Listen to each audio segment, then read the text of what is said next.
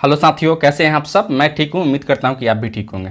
दोस्तों, इस लेक्चर में हम लोग बीएससी पार्ट 1 मैथ ऑनर्स का जो डिफरेंशियल कैलकुलस जो पढ़ना था दोस्तों पेपर 2 में, डिफरेंशियल कैलकुलस का बहुत सारा फॉर्मूला ऑलरेडी हम अपलोड कर चुके हैं। और आज और इस लेक्चर में हम लोग टेंजेंट एंड नॉर्मल से रिलेटेड या और कर्वेचर से रिलेटेड जो भी फॉर्मूले होंगे दोस्तों, उन सभी फॉर्मूलों को हम एक बार रिवीजन कर लेंगे, ताकि जो भी बच्चे 2021 के एग्जाम देने वाले होंगे पार्ट 1 के, उन सभी बच्चों के लिए लेक्चर काफ़ी यूजफुल और काफ़ी इंपॉर्टेंट है दोस्तों। ठीक है, तो चलिए हम लोग शुरू करते हैं। जो टेंजेंट एंड नॉर्मल का जो बेसिक इक्वेशन है या जो भी फॉर्मूले हैं दोस्तों, उस सभी को हम एक एक करके शुरू करते हैं दोस्तों। ठीक है, तो हम लोग यहाँ हेडिंग डाले हुए हैं टेंजेंट एंड नॉर्मल। सबसे पहले देखेंगे the equation of tangent at X comma Y is, यानी एक्स कॉमा वाई पे जो है इक्वेशन का टेंजेंट का इक्वेशन क्या हो जाता है दोस्तों, इसके बारे में हम बात करेंगे। तो हम लोग ऑलरेडी सीखे हुए हैं क्या होता है दोस्तों इक्वेशन इसका। तो इसका इक्वेशन हो जाता है capital Y minus Y equal to D Y by D X into capital X minus X हो जाता है दोस्तों। यही क्या है, तो किसी टेंजेंट का आपको इक्वेशन हो जाता है एट एक्स कॉमा वाई पे, जहाँ एक्स एंड वाई क्या है उस पॉइंट का कोऑर्डिनेट हमको देगा, और यहाँ कैपिटल वाई और कैपिटल एक्स क्या है दोस्तों, तो वह एनी पॉइंट है दोस्तों। ठीक है, उसी तरीके से यहाँ से the equation of tangent in implicit form दोस्तों। ठीक है, यानी इम्प्लिसिट फॉर्म अगर हम देखते हैं इक्वेशन ऑफ टेंजेंट का, तो वह क्या हो जाता है, तो capital X minus X into del F by del X plus capital Y minus Y into del F by del Y equal to 0 हो जाता है। यह क्या है आपका, तो इक्वेशन ऑफ टेंजेंट ही है, लेकिन यह कौन फॉर्म है, तो इम्प्लिसिट फॉर्म में है दोस्तों। ठीक है, अब नेक्स्ट में हम लोग आते हैं, यहाँ से कुछ नोट डाले हुए हैं। कहता है the slope of tangent is D Y by D X, या कहें टेन साई हो जाता है दोस्तों। यानी किसी भी टेंजेंट का स्लोप क्या हो जाता है, तो D Y by D X, या इसी को हम क्या कहते हैं, तो यहाँ से टेन साई कहते हैं। ठीक है, उसी तरह से यहाँ if the tangent is parallel to x axis, अगर कोई टेंजेंट है एक्स एक्सिस के पैरेलल होगा तो क्या होगा, यहाँ से D Y by D X equal to always क्या होगा दोस्तों, तो 0 हो जाएगा दोस्तों। ठीक है, तो इस कंडीशन को भी आप ध्यान रखेंगे। अब हम लोग आते हैं नेक्स्ट में नॉर्मल की बात करते हैं। ठीक है, यानी इक्वेशन ऑफ नॉर्मल की बात करोगे, the equation of normal at X comma Y is क्या हो जाता है, the capital X minus X plus capital Y minus Y D Y by D X equal to 0 हो जाता है। उसी तरीके से अगर इसका इम्प्लिसिट फॉर्म अगर देखेंगे, the equation of normal in implicit form अगर देखो तो क्या होता है, कैपिटल एक्स माइनस एक्स बटा में del F by del X equal to capital Y minus Y बटा del F by del Y हो जाता है दोस्तों। ठीक है, अब आते हैं हम लोग नेक्स्ट में आते हैं दोस्तों, the length of perpendicular from origin on the tangent क्या होता है दोस्तों। ठीक है, यानी आपको जो है किसी भी टेंजेंट और ओरिजिन के बीच का जो लेंथ ऑफ परपेंडिकुलर होता है वह क्या हो जाता है, तो यहाँ से Y minus X into Y one बटा में root under 1 minus Y one का स्क्वायर हो जाता है। जहाँ वाई वन का मतलब क्या है दोस्तों, तो वाई वन का मतलब आपका है यहाँ से D Y by D X है दोस्तों। ठीक है, यानी फर्स्ट डिफ्रेंसिएशन या फर्स्ट डेरिवेटिव है। ठीक है भाई। अच्छा, अब यहाँ से आते हो नेक्स्ट में, इसको आगे बढ़ाते हो, the length of perpendicular from origin on the normal. ठीक है, नॉर्मल पर क्या होगा, लेंथ ऑफ परपेंडिकुलर क्या होगा, यहाँ से X plus Y into Y one बटा root under 1 plus Y one का स्क्वायर हो जाता है दोस्तों। ठीक है, चलिए बच्चों नेक्स्ट में आते हैं लेंथ ऑफ टेंजेंट। ठीक है, लेंथ ऑफ टेंजेंट क्या होगा, यानी टेंजेंट का लेंथ क्या होगा दोस्तों, तो Y into root under 1 plus Y one का स्क्वायर बटा में वाई वन। वाई वन का मतलब क्या है, तो D Y by D X है दोस्तों। ठीक है, उसी तरह से द लेंथ ऑफ ए सब टेंजेंट इक्वल टू क्या होगा, तो वाई बटा वाई वन हो जाता है, यानी सब टेंजेंट का लेंथ क्या हो जाता है, तो आपको वाई बटा वाई वन हो जाता है दोस्तों। ठीक है, उसी तरह से नेक्स्ट में आते हो, the length of the normal equal to क्या होगा, यानी नॉर्मल का लेंथ क्या हो जाता है दोस्तों, तो यहाँ से Y into root under 1 plus Y one का स्क्वायर हो जाता है। उसी तरह से length of subnormal equal to क्या हो जाता है, वाई इंटू वाई वन हो जाता है दोस्तों। ठीक है, अब हम लोग नेक्स्ट में आते हैं angle between tangent and x axis, यानी एक्स एक्सिस और टेंजेंट के बीच का अगर एंगल आपसे पूछेगा तो एंगल कैसे निकालोगे, तो एंगल निकालने का बहुत सारा फॉर्मूला है जिसको आप कर सकते हो। जैसे मैं यहाँ sine psi equal to D Y by d s, जहाँ आपको साई क्या है, तो वही आपको एक्स एक्सिस और टेंजेंट के बीच का एंगल होगा।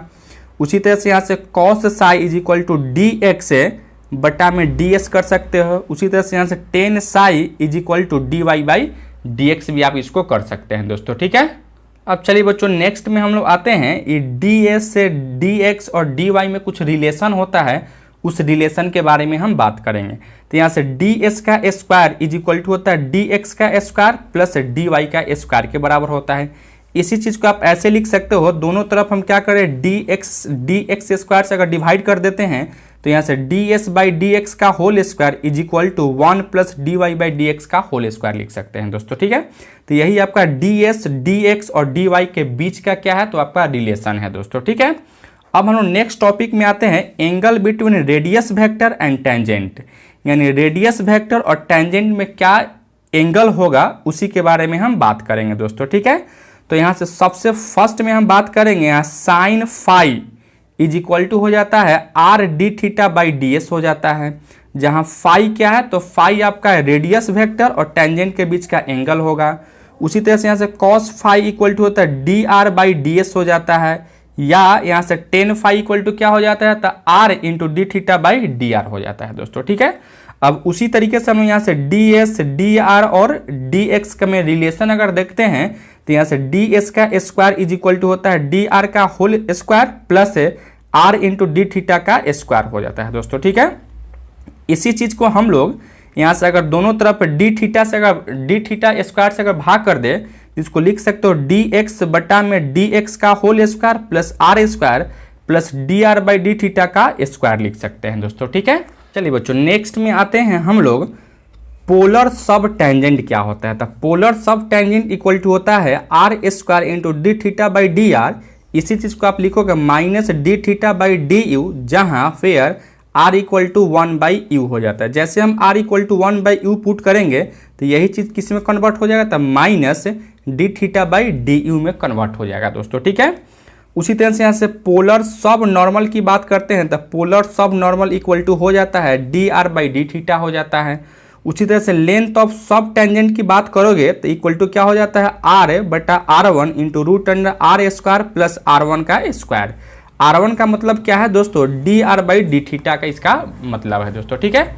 उसी तरह से यहाँ से नेक्स्ट में आते हो, लेंथ ऑफ सब नॉर्मल क्या होता है, तो length of subnormal equal to क्या हो जाता है, root under are square plus are one का स्क्वायर, जहाँ आर वन इक्वल टू क्या होगा, तो आपका D are by D theta ही होगा दोस्तों, ठीक है। चलिए बच्चों नेक्स्ट में आते हैं, perpendicular from pole on the tangent. अगर आपको परपेंडिकुलर पूछेगा फ्रॉम पोल से किस पे, तो टेंजेंट पे, तो उसका क्या रिलेशन हो जाता है या क्या फॉर्मूला होता है, तो P equal to R sine phi, या इसी चीज को 1 by P square equal to 1 by R square plus 1 by R के power 4 into D R by D theta का स्क्वायर लिख सकते हो, या इसी चीज को आप ऐसे भी लिख सकते हो you square plus D you by D theta का होल स्क्वायर।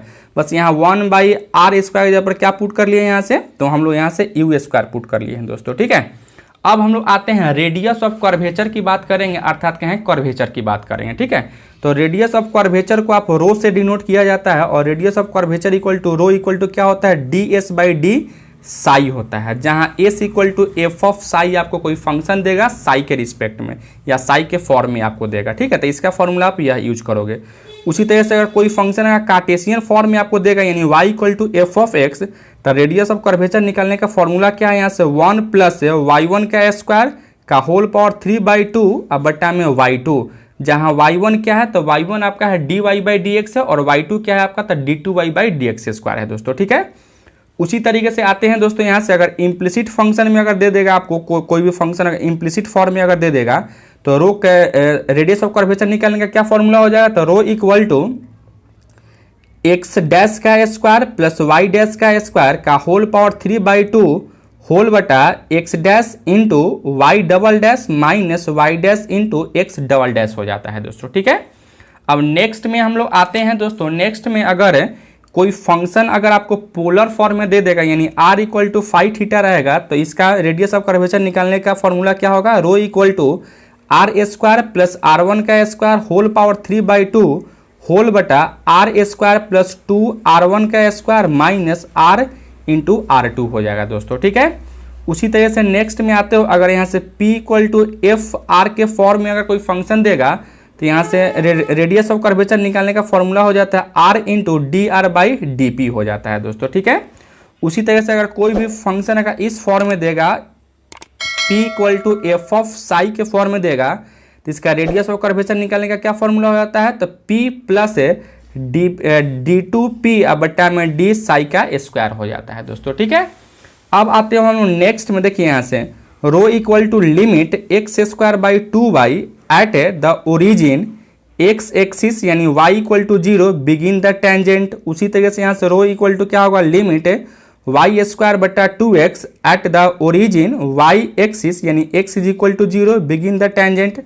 दोस्तों यह हो जाता है। उसी तरह से अगर नेक्स्ट की हम लोग बात करेंगे दोस्तों, चलिए बच्चों नेक्स्ट में हम लोग बात करते हैं यहाँ से द कोड of curvature through the pole क्या हो जाता है, तो 2 रो साइन फाई हो जाता है। उसी तरह से कोड of curvature parallel to x axis रहेगा तो क्या लिखोगे यहाँ से 2 रो साइन साई हो जाता है। उसी तरह से यहाँ कोड ऑफ कर्वेचर पैरेलल टू अगर X axis sorry Y axis रहेगा तो क्या लिखोगे 2 रो इंटू कॉस साई हो जाता है दोस्तों। ठीक है, अच्छा अब यहाँ से आते हैं सेंटर ऑफ कर्वेचर, मतलब कर्वेचर का अगर सेंटर निकालना होगा तो सेंटर इक्वल टू क्या लिखोगे x bar equal to small x minus y1 into 1 plus y1 का स्क्वायर होल बटा y2 और यहाँ से क्या लिखो y का bar is equal to y plus 1 plus y1 का स्क्वायर बटा में y2, जहाँ आपको फंक्शन किसके फॉर्म में देगा दोस्तों, तो y equal to f of x के फंक्शन में देगा दोस्तों। ठीक है, तो इस लेक्चर में हम लोग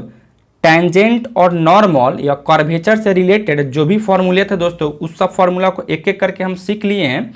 इस सब फॉर्मूला को आप याद रखिएगा ताकि बहुत सारे ऐसे क्वेश्चन रहते हैं जो कि आपको फॉर्मूला ही डायरेक्ट पूछा जाता है और इस बार के जो एग्जाम है वो ऑब्जेक्टिव टाइप क्वेश्चन ही पूछा जा रहा है दोस्तों। तो यह सब फॉर्मूला आपके लिए बहुत बहुत बहुत इंपॉर्टेंट है, सो आप इसको ऑलवेज याद रखिएगा और इसी के थ्रू हम लोग क्वेश्चन को सोल्व करेंगे दोस्तों। ठीक है, तो इस लेक्चर में आज के लिए इतना ही रहने देते हैं। यह लेक्चर आपको कैसा लगा आप कमेंट करके जरूर बताइए। चैनल पे नए हैं तो चैनल को सब्सक्राइब कर लीजिएगा, वीडियो सबसे पहले देखने के लिए बेल आइकन को भी प्रेस कर लीजिएगा। धन्यवाद दोस्तों।